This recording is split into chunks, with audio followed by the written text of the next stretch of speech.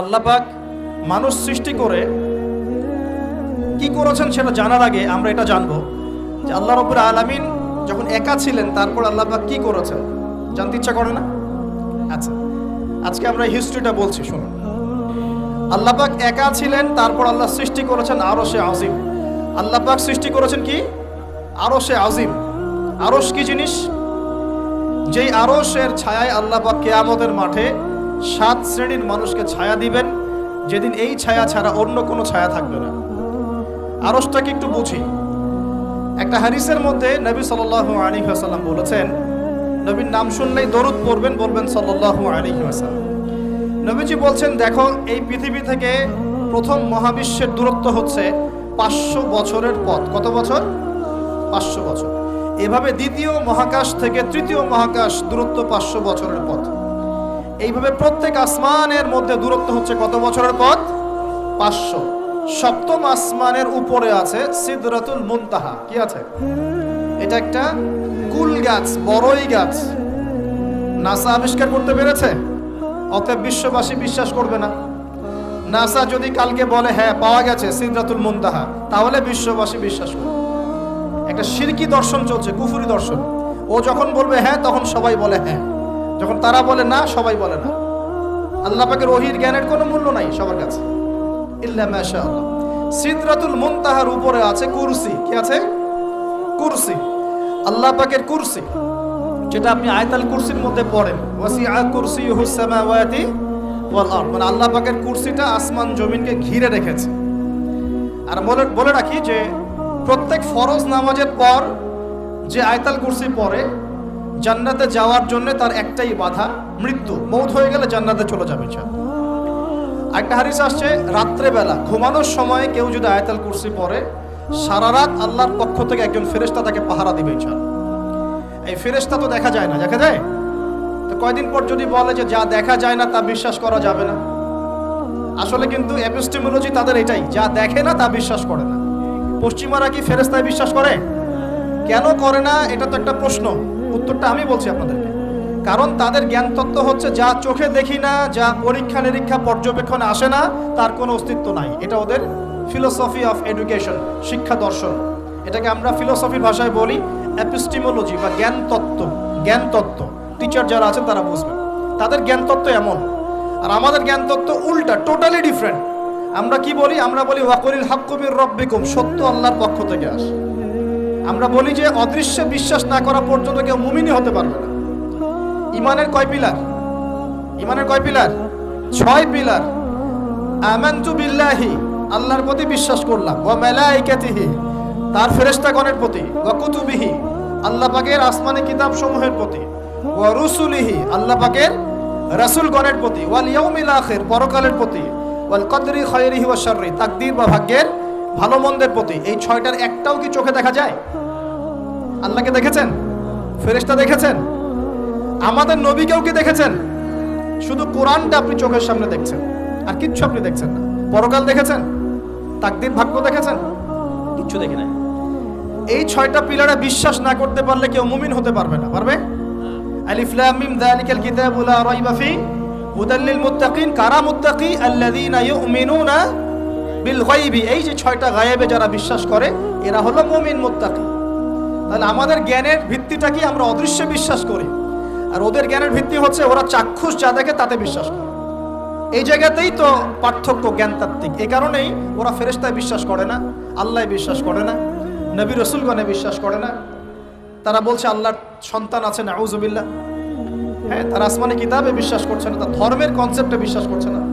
তারা পরকাল, পুনরুত্থান, হাসর, কিয়ামত, মিজান, পুলসিরাত কিছুই বিশ্বাস করে না। বিশ্বাসগত পার্থক্য এখানে। এখন মুমিন মুসলিম হিসাবে আমরা বিশ্বাস করি আল্লাহ পাকের ফেরেশতা আছে না নাই? আছে। এখন এই ফেরেশতারা 8জন ফেরেশতা, বড় বড় 8জন ফেরেশতা, তারা আল্লাহ পাকের আরশটাকে ধরে রেখেছে। কয়জন ফেরেশতা? 8জন। এই 8জন ফেরেশতা আল্লাহর আরশকে টেনে নিয়ে আসবে কিয়ামতের মাঠে। বলেন সুবহানাল্লাহ।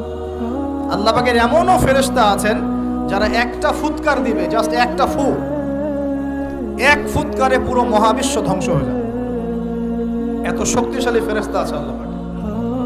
আমরা যখন মায়ের গর্ভে ছিলাম, এরকম একজন ফেরেশতাই আল্লাহর পক্ষ থেকে রূহ নিয়ে এসে মায়ের গর্ভে ফুঁকে দিয়েছে এবং আল্লাহর হুকুমে 4টা বিষয় লিখে দিয়েছে।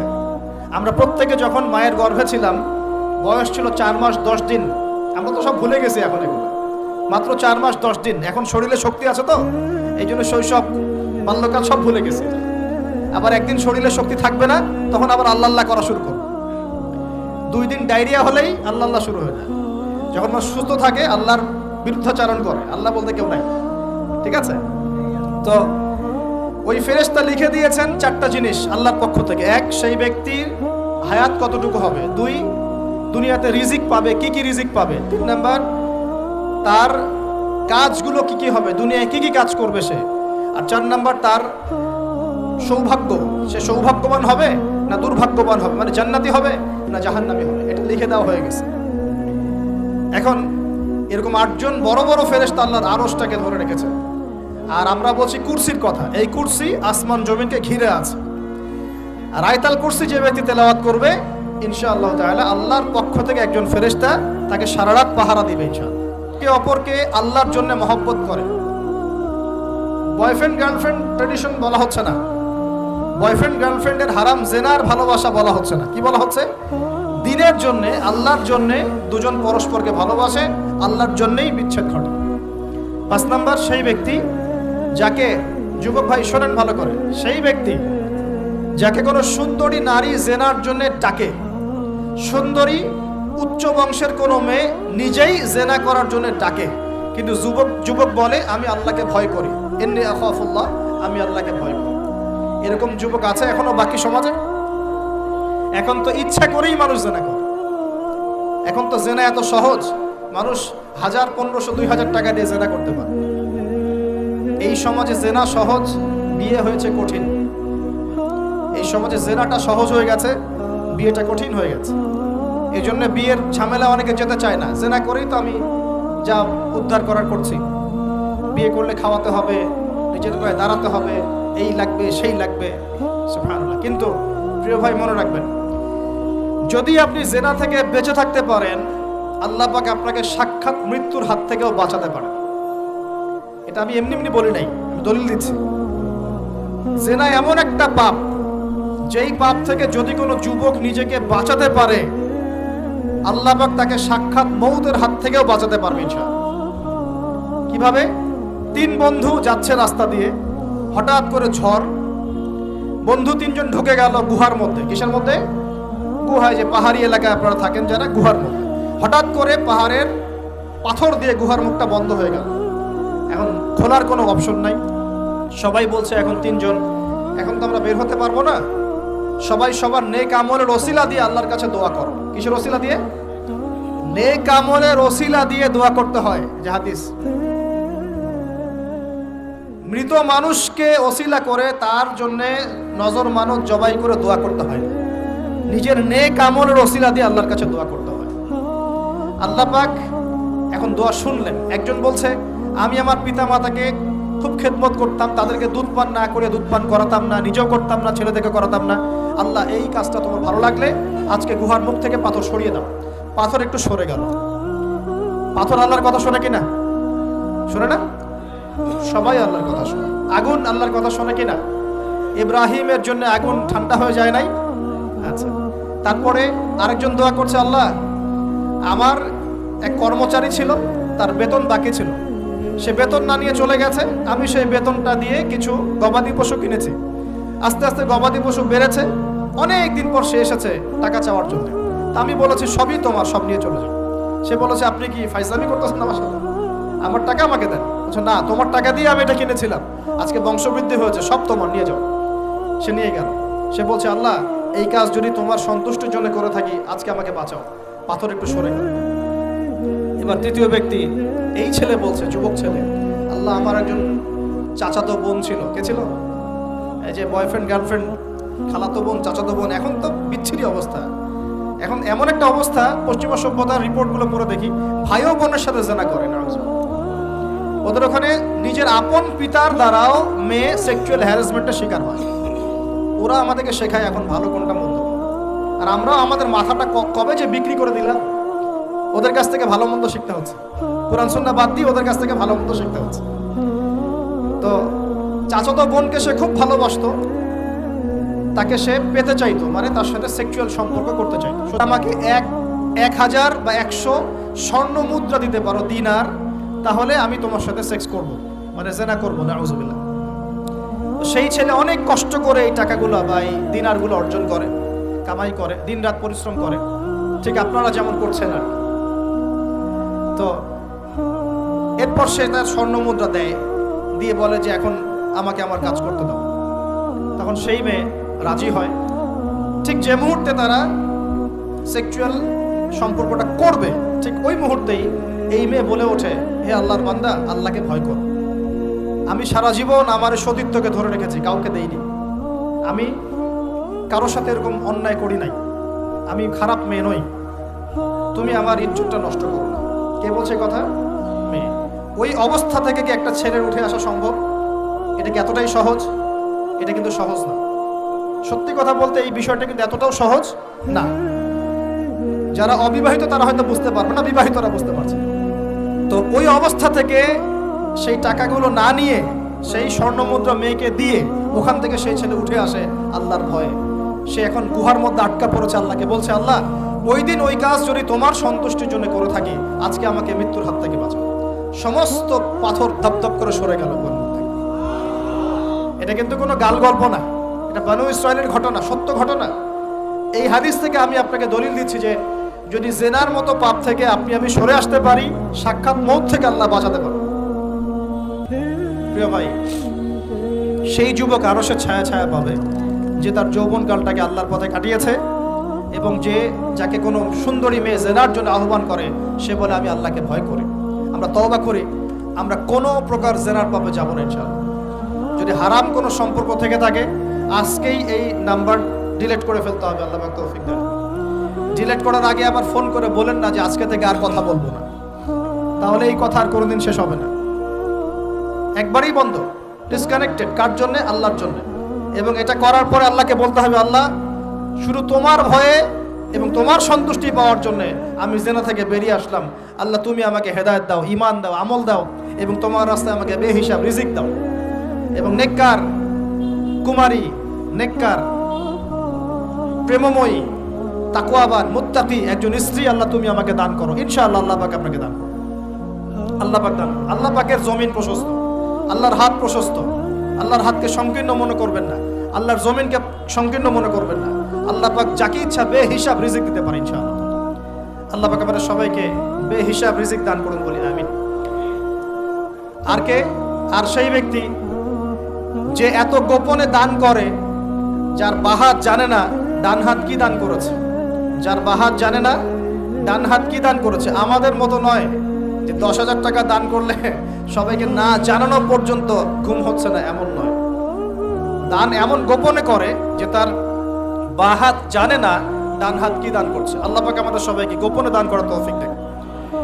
এর মানে এই না যে প্রকাশ্যে দান করা যায় না, প্রকাশ্যেও দান করা যায়।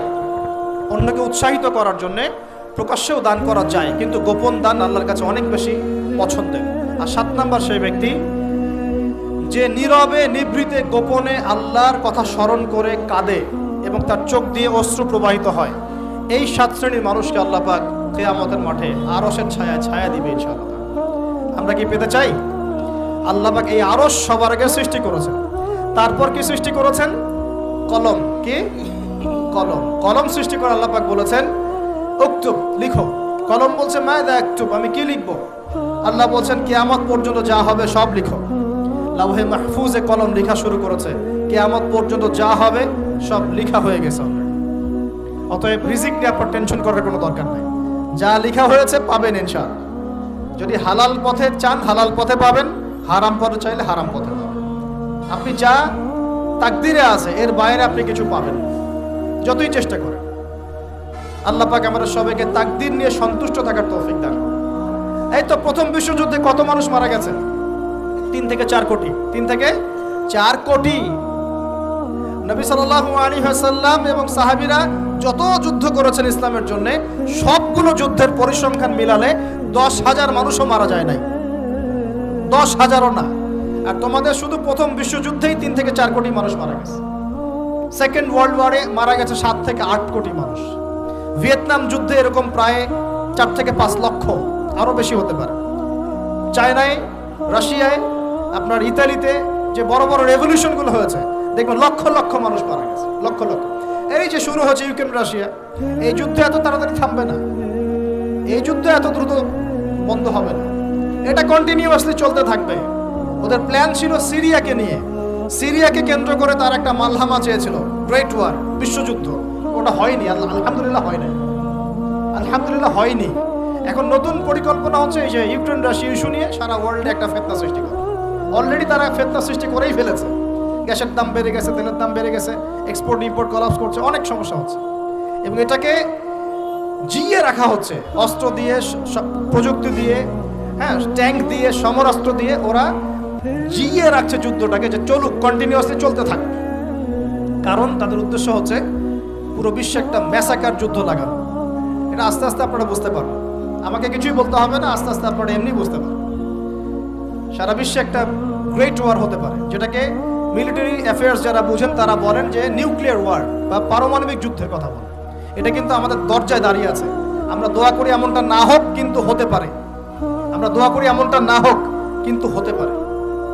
হলে কি হবে সেই চিন্তা আমাদের করতে হবে। তো যারা বলে ইসলাম তরবারির জোরে ছড়িয়েছে, তাদের এইসব কথা বলার কোনো অধিকার নাই, এতে লজ্জা করা উচিত। কারণ শুধু ফার্স্ট ওয়ার্ল্ড ওয়ারেই 3 থেকে 4 কোটি মানুষকে তারা মেরে ফেলেছে।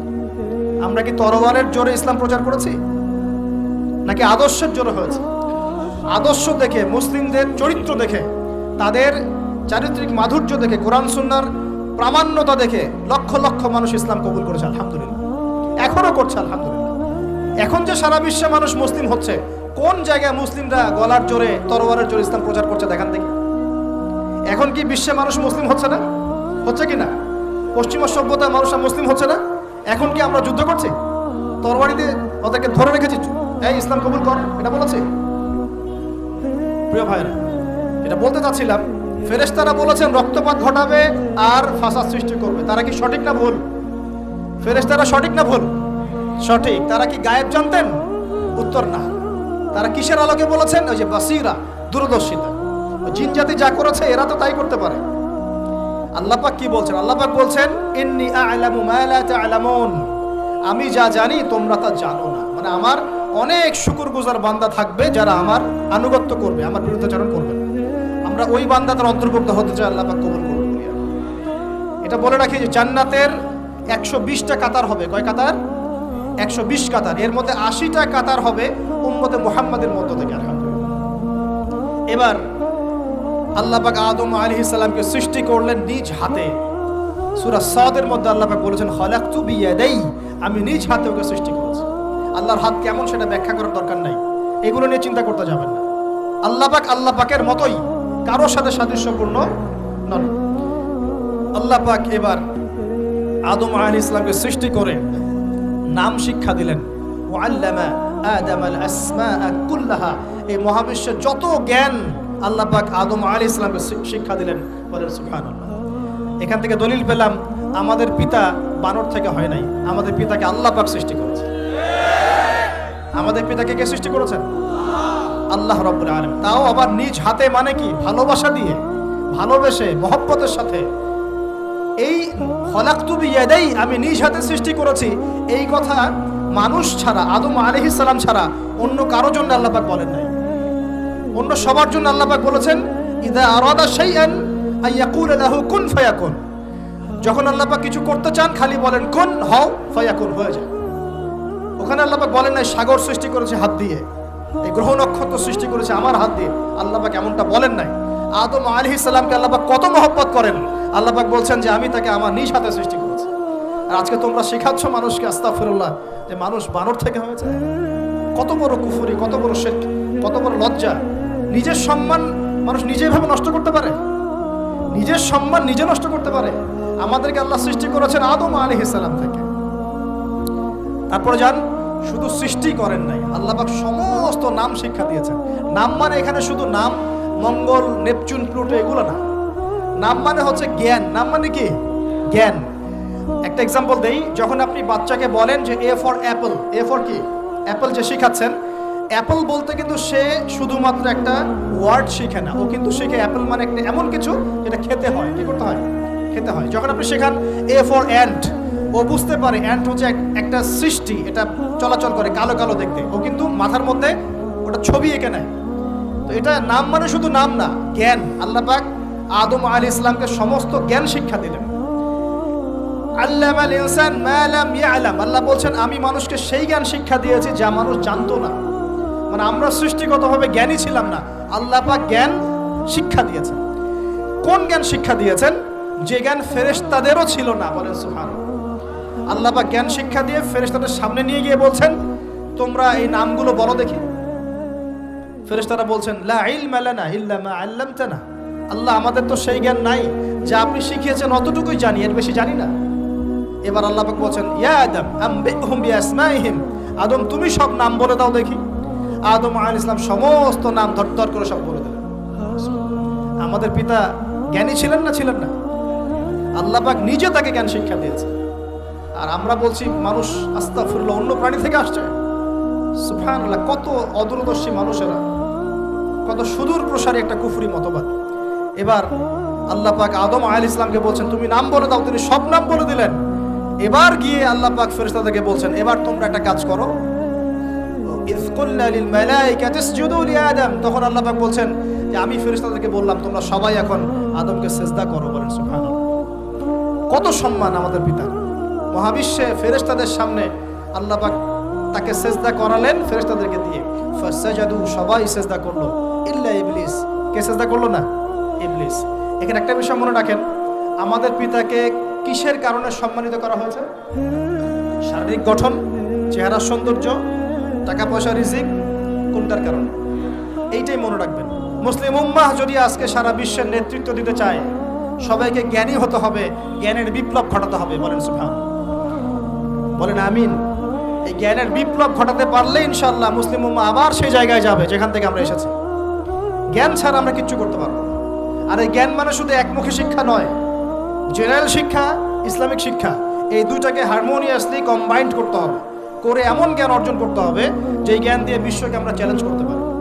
এটাই এই বিশ্বের সবচেয়ে বড় চ্যালেঞ্জ এখন, মুসলিমদের সবচেয়ে বড় চ্যালেঞ্জ এখন এটাই, ইসলামিক শিক্ষা এবং জেনারেল শিক্ষাকে একত্রিত করে এমন প্রজন্ম তৈরি করা যে প্রজন্ম আগামী দিনে উম্মাকে নেতৃত্ব দেবে ইনশাআল্লাহ। এই একটা কাজ যদি কেউ করে যেতে পারে, আল্লাহ পাক তৌফিক দেখ, আমরা দোয়া করে আল্লাহ পাক এমন নেতা আমাদের উপরে নিয়ে আসুক যারা এরকম প্রজেক্ট লঞ্চ করতে পারে। বলেন আমিন। দোয়া করতে কোনো সমস্যা? অথবা যদি কেউ হাল না ধরে, আল্লাহ পাক যেন এমন কিছু মানুষ তৈরি করে দেন যারা এই জ্ঞানতাত্ত্বিক বিপ্লব নিয়ে কাজ করবে ইনশাআল্লাহ। এটা সবচেয়ে ইম্পর্টেন্ট কাজ এখন, না হলে আজকে থেকে 20-30 বছর পরে এই প্রজন্মকে আপনি আর খুঁজে পাবেন না। দেখবেন এমন প্রজন্ম চলে আসছে যারা বলবে আল্লাহর সাথে আমাদের কোনো সম্পর্ক নাই, নামাজ পড়বে না, রোজা রাখবে না, যাকাত দিবে না, আল্লাহকে চিনবে না। দেখে নিয়েন, আমরা দোয়া করি এমনটা না হোক, কিন্তু যদি আমরা হাল ছেড়ে দিই এখন এমনটাই হবে সব। এটা খিদিরের দৃষ্টিভঙ্গি দিয়ে আপনাদেরকে বললাম, জ্ঞানতাত্ত্বিক রেভলিউশন দরকার। যদি কেউ কোনো উদ্যোগ না গ্রহণ করে, অ্যাটলিস্ট বাসায় পারিবারিকভাবে হলেও আপনাকে শেখাতে হবে সন্তানকে, কোনো অপশন নাই। এবার ফাসাজাদু, সবাই সিজদা করেছে, ইল্লা ইবলিস, ইবলিস করে নাই। কেন করছে না? ইবলিসের সমস্যাটা কি? ইবলিসকে আল্লাহ পাক জিজ্ঞাসা করছেন, আল্লাহ পাক জিজ্ঞাসা করছেন মা মানাআকা আল্লা তাসজুদা ইযা আমারতুক, আমি তোমাকে আদেশ করলাম আদমকে সিজদা করতে, কে তোমাকে নিষেধ করলো সিজদা করতে? ইবলিস বলছে, বেশি চালাক, বেশি বোঝে যারা, অতিরিক্ত বুদ্ধিজীবী। ইবলিস ছিল বেশি বুদ্ধিজীবী। ইবলিস ছিল কি? অতিরিক্ত মাত্রার বুদ্ধিজীবী।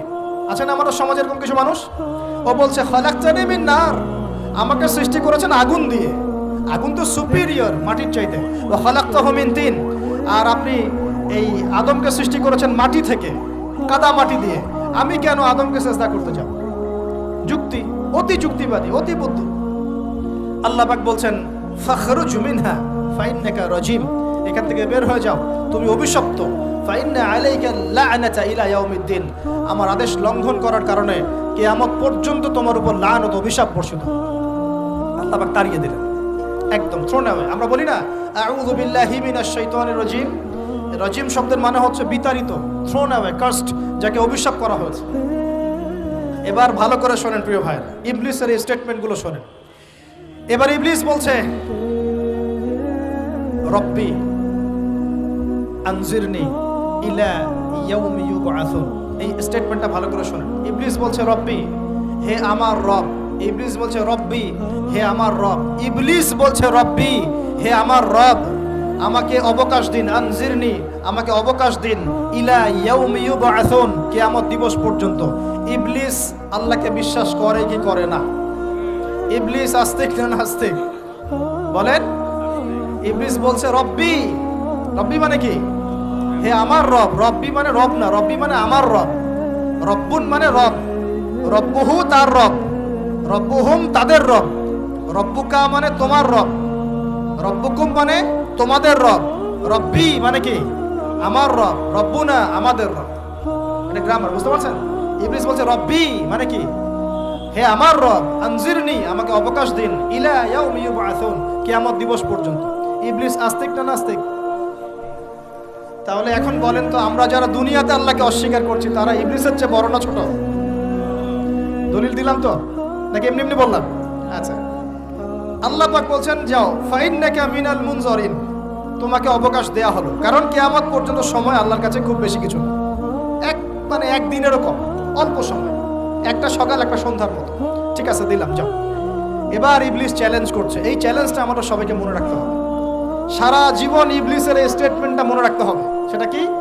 ইবলিস বলছে ফাবিমা আগওয়াইতানি, সূরা আরাফ পড়ে দেখবেন। ইবলিস বলছে ফাবিমা আগওয়াইতানি, আপনি যে আদমের কারণে আমাকে আজকে বের করে দিলেন জান্নাত থেকে, লা আকুদান্না লাহুম সিরাতাকাল মুস্তাকিম, আমি সেই আদমের সরল পথে ওত পেতে বসে থাকবো, চুপটি খাপটি মেরে বসে থাকবো, খাপটি মেরে ওর জন্য বসে থাকবো। আর সুম্মা লাতিয়ান্না মিন বাইনি আইদিহিম, আমি অবশ্যই তার সামন থেকে আসবো। সুম্মা লাতিয়ান্নাহুম মিন বাইনি আইদিহিম, আমি আদম সন্তানদের সামন থেকে আসবো, সামন থেকে মানে সরাসরি ওয়াসওয়াসা দিব। ওয়া মিন খালফিহিম, পেছন থেকে আসবো মানে পিছন থেকে ওয়াসওয়াসা দিব। ওয়া আন আইমানিহিম, ডান দিক থেকে ওয়াসওয়াসা দিব।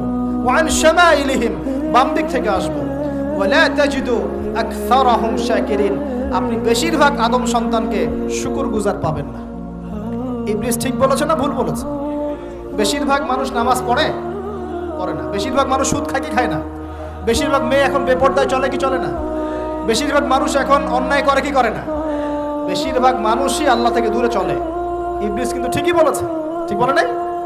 আচ্ছা, আল্লাহ পাক বলছেন ঠিক আছে, যাও, তোমার চ্যালেঞ্জ তোমার জায়গায়, তবে আমার বান্দারা যদি সারা জীবনও অন্যায় করার পরে একবার, যদি খালি একবার, একটা বার মন থেকে তাওবাতুন নাসুহা মানে প্রকৃত তওবা করে, খালেস তওবা করে, আল্লাহর কাছে ফিরে আসে, বলে আস্তাগফিরুল্লাহ, আল্লাহ আমাকে মাফ করে দাও, রব্বিগফির ওয়ারহাম, আল্লাহ মাফ করো, ক্ষমা করো, আস্তাগফিরুল্লাহাল্লাযী লা ইলাহা ইল্লা হুয়াল হাইয়ুল কাইয়ুম ওয়া আতুবু ইলাইহি, বা আমার কাছে একটা বার যদি মাফ চায়, ক্ষমা চায়, তার সারা জীবনের গুনাহ আমি মাফ করে দেব ইনশাআল্লাহ। আর কি চাই? ওই যে বললাম না, আমাদেরকে ভালোবেসে আল্লাহ সৃষ্টি করেছেন। এবার ইবলিস চলে গেল, আর আদম আলাইহিস সালামের পাঁজর থেকে আল্লাহ পাক সৃষ্টি করলেন হাওয়া আলাইহিস সালাম। মানে সুবহানাল্লাহ, কারণ সঙ্গিনী ছাড়া আমরা চলতে পারবো না। পারবো? যারা চিরকুমার সঙ্গে নাম লেখাচ্ছ, এগুলো থেকে বের হয়ে আসো। এখন চিরকুমার থাকার টেন্ডেন্সি মানুষের, চিরকুমার থাকতে হবে কেন? সঙ্গীত দরকার আছে কি নাই? আছে। একা একা লাগে, মানুষ একা একা চলতে পারে না। ইব্রাহিম আলাইহিস সালাম একা চলে আসছেন, তার সাথে সারা আলাইহিস সালাম ছিলেন। আমাদের নবীজি যখন একা, তার সাথে খাদিজা রাদিয়াল্লাহু আনহা ছিলেন। ঠিক আছে? ঠিক একইভাবে আদম আলাইহিস সালাম একা একা জান্নাতে, আল্লাহ পাক তার পাঁজর থেকে সৃষ্টি করলেন কাকে? হাওয়া আলাইহিস সালাম। বলে রাখি, হাওয়া আলাইহিস সালাম ছিলেন পৃথিবীর সবচেয়ে সুন্দরী নারীদের একজন। দুজন নারীকে সবচেয়ে সুন্দরী বলা হয়। কয়জন? একজন হাওয়া আলাইহিস সালাম, আর একজন ইব্রাহিম আলাইহিস সালামের স্ত্রী সারা আলাইহিস সালাম। মনে থাকবে? এখানে মনে রাখবেন, নিজে যদি পবিত্র থাকেন, নিজের চরিত্রকে পবিত্র রাখেন, ইনশাআল্লাহ আপনি সব দিক থেকে ভালো একজন মেয়ে পাবেন। নিজের চরিত্র ঠিক থাকবে না, জিনা করবেন, 10 ঘাটের পানি খেয়ে আসবেন, দেখবেন যাকে বিয়ে করেছেন ও 15 ঘাটের পানি খেয়ে আসে। সতর্ক থাকবেন, আল্লাহ পাক হেফাজত করুন না, বলি আমিন। এবার তারা দুজন জান্নাতে থাকতে লাগলেন। আল্লাহ পাক বলছেন, একটু মনোযোগ দেন, আল্লাহ বলছেন যে তোমরা দুজন জান্নাতে থাকো। ফাকুলা মিনহা রাগাদান হাইসু শি'তুমা, জান্নাতে যা ইচ্ছা তোমরা খাও, কোনো সমস্যা নেই, থাকো খাও। ওয়ালা তাকরাবা হাদিহি শাজারা, কিন্তু একটা আদেশ করছি তোমাদেরকে, এই যে গাছটা দেখছো এই গাছের কাছেও যাবে না। শব্দগুলো বোঝার চেষ্টা করো। আল্লাহ পাক বলছেন না যে গাছের ফল খাবে না, আল্লাহ পাক বলছেন গাছের কাছেও যাবে না। ঠিক যেমন আল্লাহ বলছেন ওয়ালা তাকরাবু আমওয়ালাল ইয়াতীম, এতিমের মালের কাছেও যাবে না। আল্লাহ বলছেন না এতিমের মাল খেও না। আল্লাহ বলছেন ওয়ালা তাকরাবু জিনা, জেনার কাছেও যেও না। আল্লাহ কিন্তু বলছেন না জেনা করো না।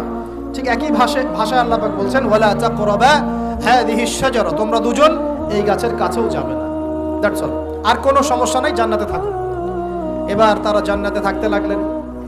থাকতে থাকতে এক পর্যায়ে ইবলিস ওয়াসওয়াসা দেওয়া শুরু করলো। কি ওয়াসওয়াসা দিল যে আমাদের পিতা মাতা সেখানে চলে গেলেন? ভাবার বিষয় তো নাকি? কি এমন বললো ইবলিস যে তা আমাদের পিতা মাতা রিসিভড হয়ে গেলেন? এই কথাটা আছে সূরা তাহায়। কোন সূরা?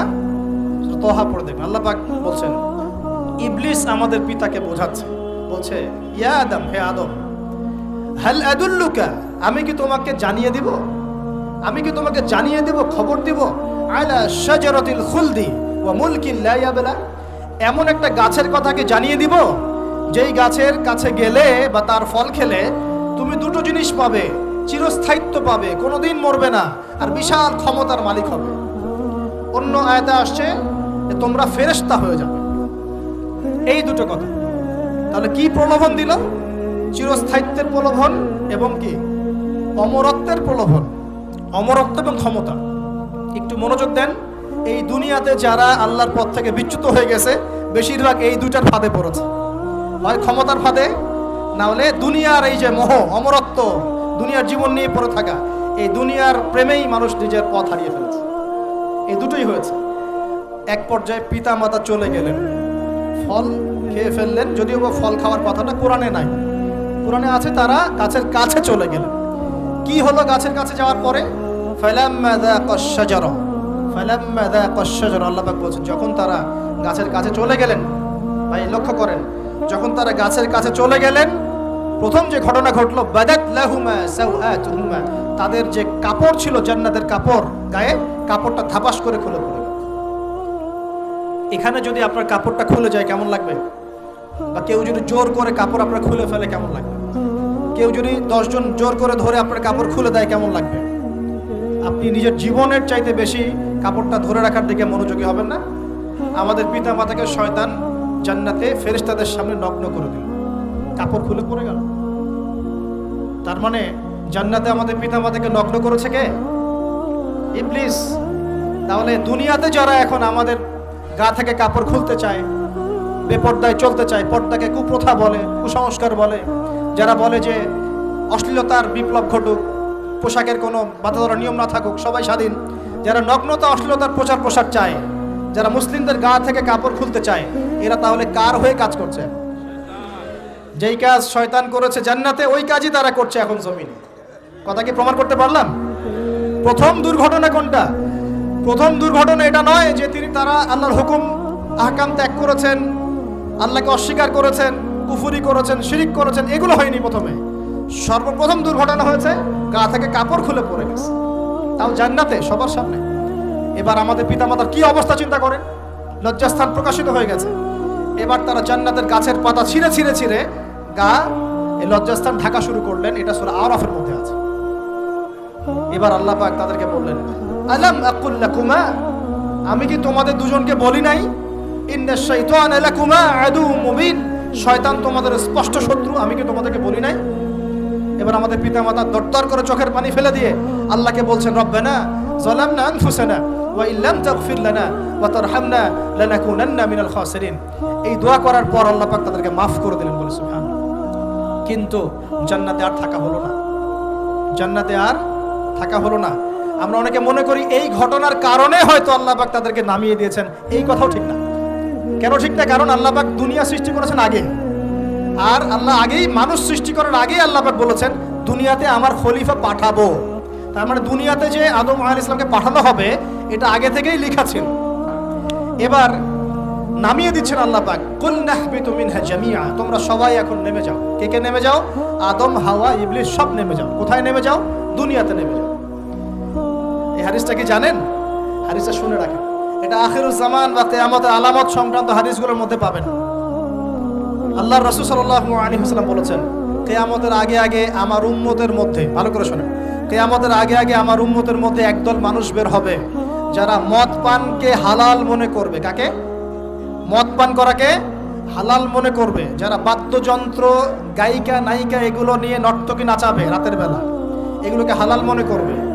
যারা অশ্লীলতা, বেহায়াপনাকে জায়েজ করে নিবে। ঠিক আছে, এরকম কয়েকটা পাপের কথা বলে নবীজি বলছেন একদিন সকালবেলা আল্লাহ পাক তাদেরকে ঘৃণিত বানরে পরিণত করবে। এটা হবে সামনে, কখন কিভাবে হবে আল্লাহ ভালো জানে। এবার আমি কনসেপ্টে চলে আসি। এই যে পৃথিবীতে নেমে আসলাম, তাহলে আমরা কোত্থেকে আসছি ভাই? আমরা কি পৃথিবীর অধিবাসী ছিলাম? আমরা জান্নাতে ছিলাম, ওখান থেকে আল্লাহ পাক পাঠিয়েছে। এবার পৃথিবীতে এসে আদম আলাইহিস সালামের যুগে খুব একটা দুর্ঘটনা ঘটে নাই, একটা ঘটেছে। কয়টা? একটা।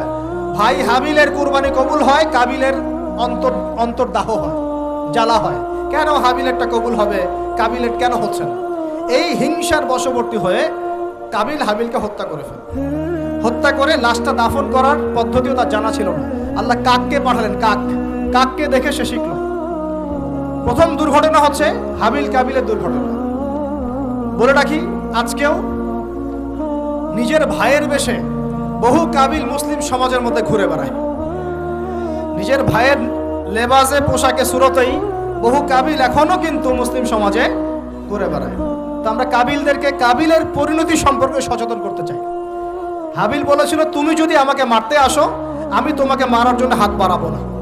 হাবিল জান্নাতে যাবে আর কাবিল জাহান্নামে যাবে। কেন কাবিল জাহান্নামে যাবে? নবীজি বলেছেন, পৃথিবীর প্রথম হত্যাকাণ্ড সংগঠিত করেছে কাবিল।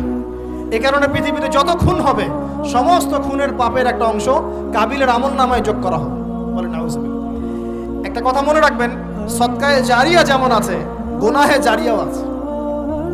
একটা মদের দোকান দিয়েছেন, যত মানুষ মদ খাচ্ছে, সমস্ত গুনার একটা অংশ আপনার কাঁধে আসছে। সিনেমা হল করেছেন, মানুষ সারাদিন নেকটা ছবি দেখে, নগ্ন ছবি দেখে, যত মানুষ এখানে পাপ করবে, সমস্ত পাপের একটা অংশ আপনার কাঁধে যাবে। আবার একটা মাদ্রাসা করেছেন, যত মানুষ এখানে দ্বীনি ইলম শিখবে, এই নেকির একটা অংশ আপনি পাবেন ইনশাআল্লাহ। মরে গেলেও কবরে পাবেন ইনশাআল্লাহ। আল্লাহ পাক আমাদের সবাইকে সদকায়ে জারিয়া করার তৌফিক দেন, গুনাহে জারিয়া থেকে বাঁচিয়ে রাখুন। খুব খেয়াল রাখবেন, আল্লাহ পাক আমাদের হেফাজত করুন বলি আমিন। এবার ওই যুগ শেষ, নূহ আলাইহিস সালামের যুগ। এই যুগে আল্লাহর একই সুন্নাত।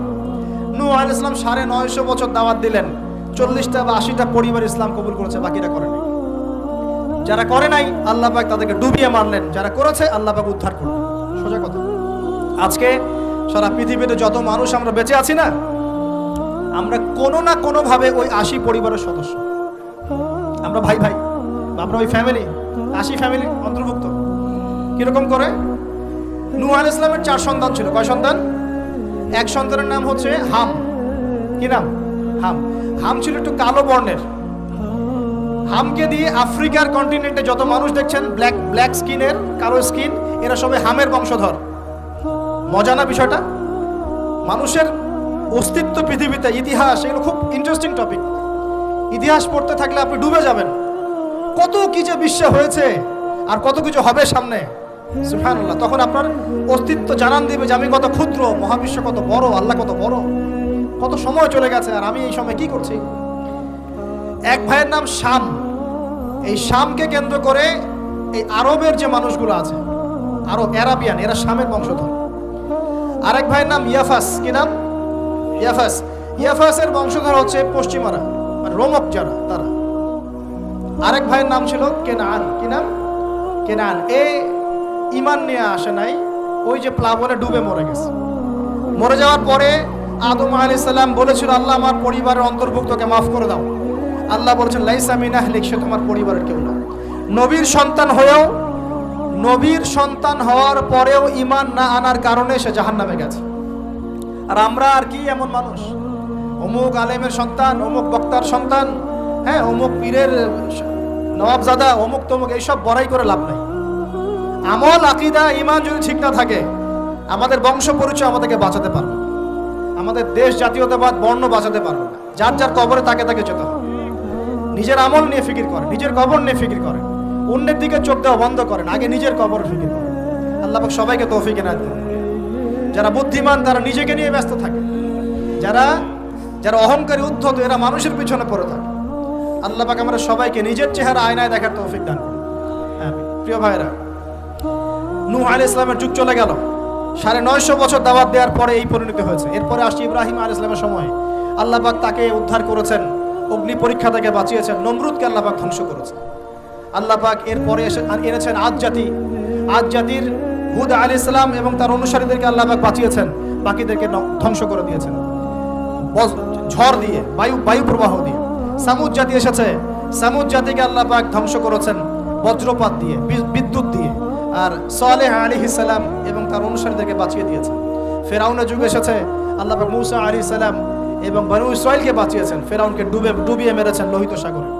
ঈসা আলাইহিস সালামের যুগ আসছে, একই সুন্নাত। ঈসা আলাইহিস সালামকে আল্লাহ পাক শুধু রক্ষাই করেন নাই, নিজের কাছে উঠিয়ে নিয়েছেন।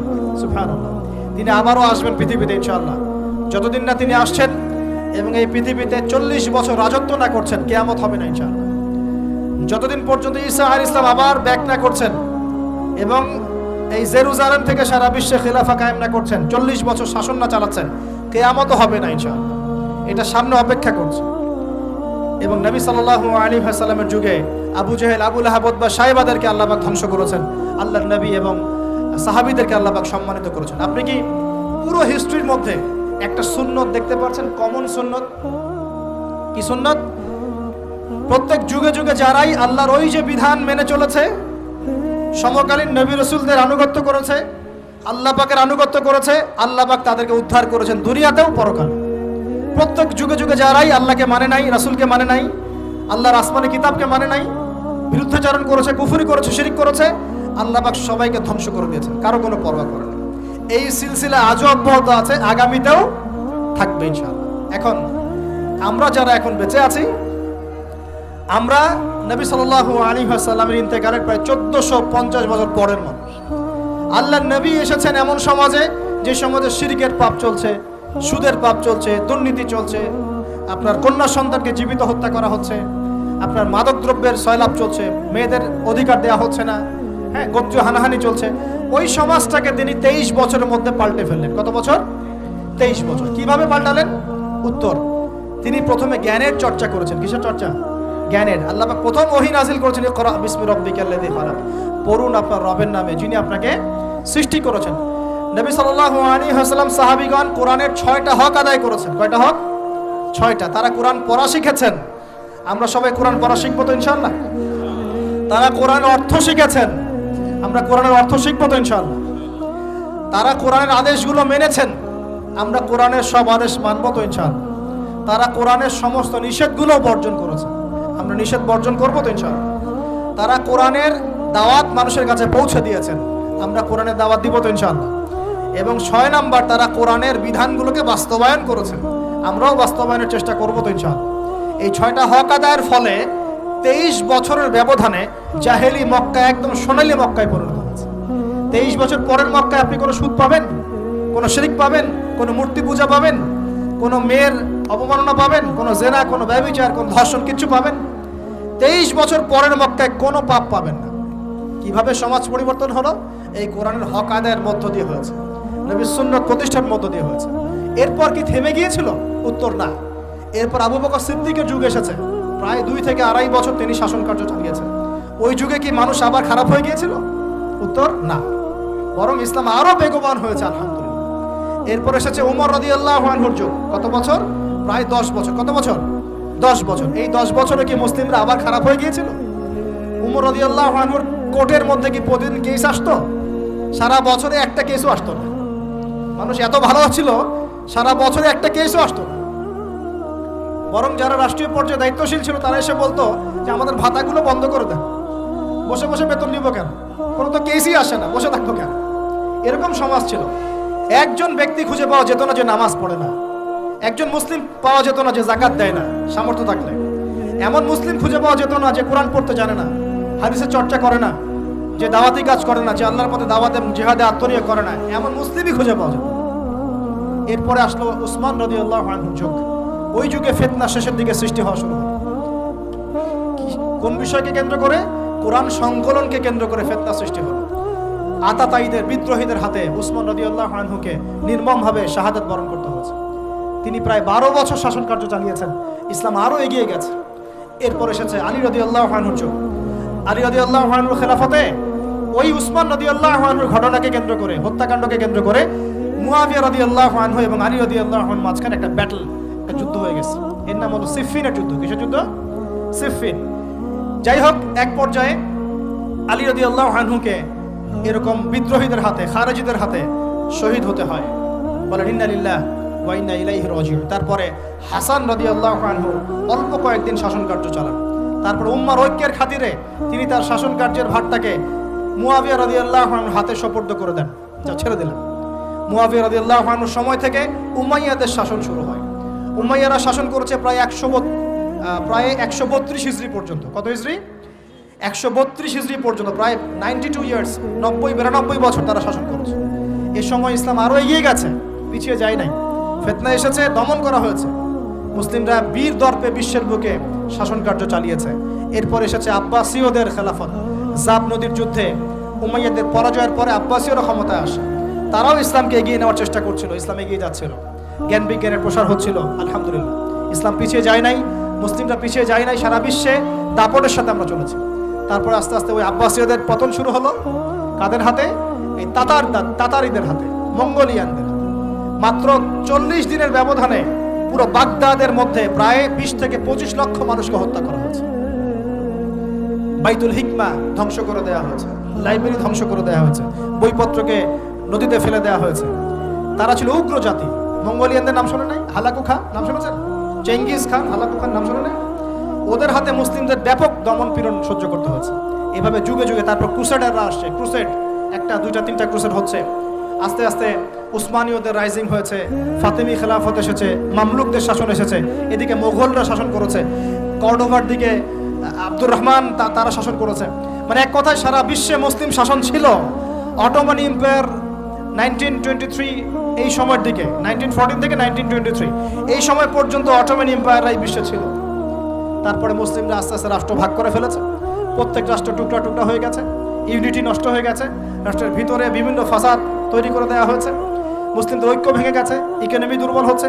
সব মিলিয়ে আজকে মুসলিমদের আজকে এই অবস্থা হচ্ছে। আমাদের এখন যুবকরা চিনে না আল্লাহকে, নামাজ পড়তে মানুষ খুঁজে পাওয়া যাচ্ছে না, যাকাত দেওয়ার মানুষ পাওয়া যায় না।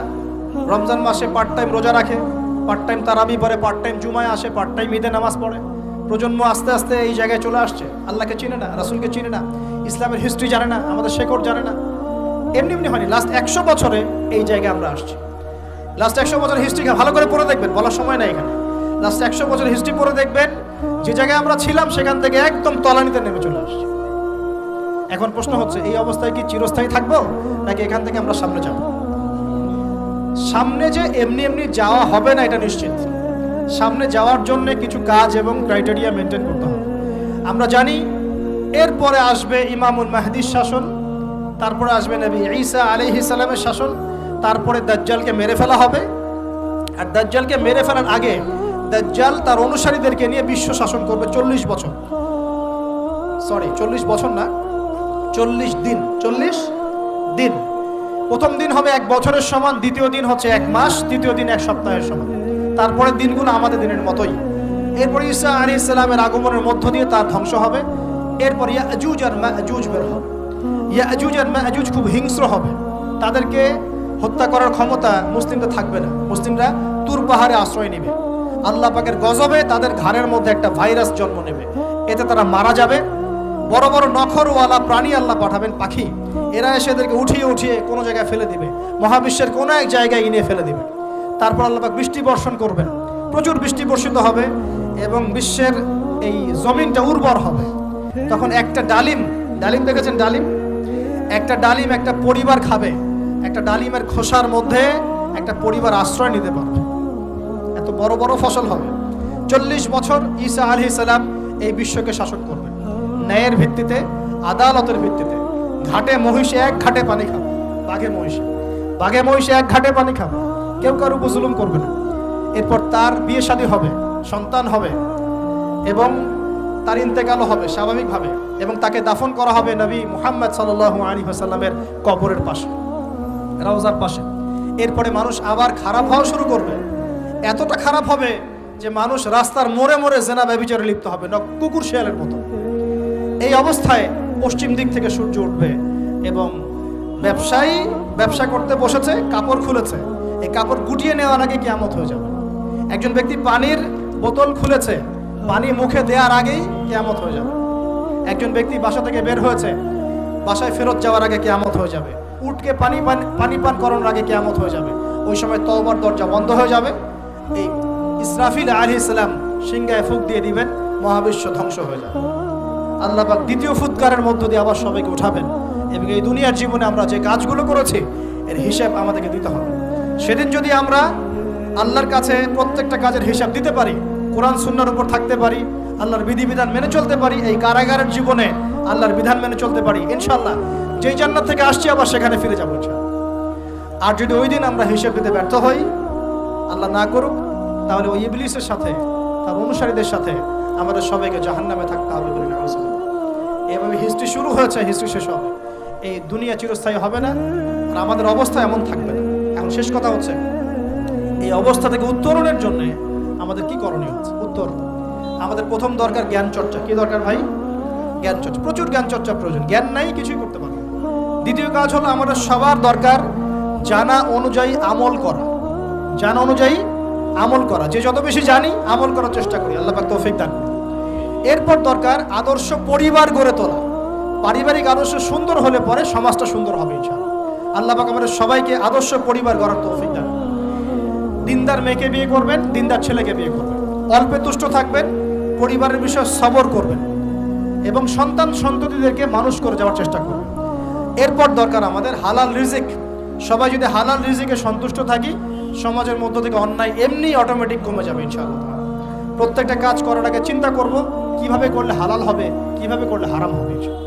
এরপর দরকার নবী সাল্লাল্লাহু আলাইহি ওয়াসাল্লামের সুন্নাহ মাফিক জীবন গড়া। 24 ঘন্টার দিন রাতে যে কাজগুলো আছে, এই কাজগুলোকে নবীর সুন্নত অনুযায়ী করার চেষ্টা করব। আল্লাহ পাক তৌফিক দান করুন বলি আমি। আরো দরকার আমর বিল মারুফের কাজ করা, মানে সৎ কাজে আদেশ করা। আমাদের সবাইকেই দাওয়াতি কাজ করতে হবে। একজন দুজন করবে, বাকিরা করবে না এমন নয়, সবাইকেই পার্ট টাইম হলেও দাওয়াতি কাজ করতে হবে। নামাজ আপনি পড়ছেন, নামাজের দাওয়াত দেন। আপনি যাকাত দিচ্ছেন, যাকাতের দাওয়াত দেন। আপনি রমজান মাসে রোজা রাখছেন, অন্য ভাইকেও রোজা রাখতে উৎসাহিত করেন। আপনি সুদ খাচ্ছেন না, অন্য ভাইকেও নিষেধ করেন, ভাই আপনিও খায় না। আমি যা করি সেটা আপনি অবশ্যই প্রচার করবেন, আপনি যা করেন সেটা আপনি প্রচার করবেন, যা করেন না সেটা বলতে যাওয়ার দরকার নেই। তবে হ্যাঁ, আমলের কথা আপনি বলতেই পারেন। যদি আপনি তাহাজ্জুদ নিয়মিত পড়তে নাও পারেন, মানুষকে আপনি বলতে পারবেন তাহাজ্জুদ নামাজ পড়েন, তাহাজ্জুদ নামাজ পড়া ভালো। ইনশাআল্লাহ আস্তে আস্তে আপনি নিজেও আমল করার চেষ্টা করবেন। আল্লাহ পাক তৌফিক দান করুন। আমর বিল মারুফ, সৎ কাজে আদেশ করতে হবে। আরেকটা হচ্ছে অসৎ কাজে নিষেধ করতে হবে। সৎ কাজে শুধু আদেশ করলেই হয় না, অসৎ কাজেও কি করতে হয়? নিষেধ করতে হয়। মনে রাখবেন, শুধু সৎ কাজে আদেশ করলেই জীবনেও কোনোদিন আপনার উপর কোনো বালা মুসিবত, বিপদ আপদ, গালি তহমত আসবে না। যখন আপনি সৎ কাজে আদেশের সাথে সাথে অসৎ কাজেও নিষেধ করা শুরু করবেন, তখন চতুর্দিক থেকে আপনার উপরে বাধা আসা শুরু হবে। এটাই সুন্নাত। তবে এটা নবীর সুন্নাত। আল্লাহ পাক বলছেন, কুনতুম খায়রা উম্মাহ উখরিজাত লিন-নাস তা'মুরুনা বিল মা'রুফ ওয়া তানহাউনা আনিল মুনকার ওয়া তু'মিনুনা বিল্লাহ। আর আমাদের দায়িত্ব হচ্ছে পরবর্তী প্রজন্মকে মানুষ করে যাওয়া, নিজেদের জান মাল সময় শ্রম দিয়ে আল্লাহর জমিনে আল্লাহর দিনটাকে প্রচার করা, প্রসার করা, প্রতিষ্ঠার চেষ্টা করা এবং চরমপন্থী না হওয়া, আবার গোলালু মার্কা শৈথিলতাবাদীও না হওয়া, মধ্যমপন্থী থাকা, নিজের দায়িত্ব পালন করা, অন্যকে দিনের দিকে ডাকা। আমাদের ঊর্ধ্বতন কর্তৃপক্ষ যারা থাকবে সবার সামনে ইসলামটাকে যুগোপযোগীভাবে সত্য মিথ্যাকে স্পষ্ট করে দিয়ে উপস্থাপন করা। তারা যদি কবুল করে আলহামদুলিল্লাহ, যদি নাও করে তাদের দায়িত্ব তাদের, আমাদের দায়িত্ব আমাদের। That's all. আল্লাহ রাব্বুল আলামিন আমাদের সবাইকে কোরআন সুন্নাহ মাফিক জীবন করার তৌফিক দান করুন বলি আমিন। আমাদের সবাইকে আল্লাহ পাক পুরো ওয়ার্ল্ড হিস্ট্রি পড়ার তৌফিক দান করুন। কোরআনের জ্ঞানী হওয়ার তৌফিক দেখ, এর অর্থ বোঝার তৌফিক দান করুন। নবীর সুন্নাহ মাফিক জীবন করার তৌফিক দান করুন। হালাল খাওয়ার তৌফিক দেখ, আদর্শ পরিবার গড়ার তৌফিক দান করুন এবং দিন ইসলামকে বিজয়ী করার জন্য আমাদের জানমাল সময় শ্রম ব্যয় করে আল্লাহর পথে কাজ করার তৌফিক এনায়েত করুন। সকলেই বলে আমিন। أقول قولي هذا أستغفر الله لي ولكم ولسائر المسلمين بارك الله لنا ولكم بالآية الحكيمة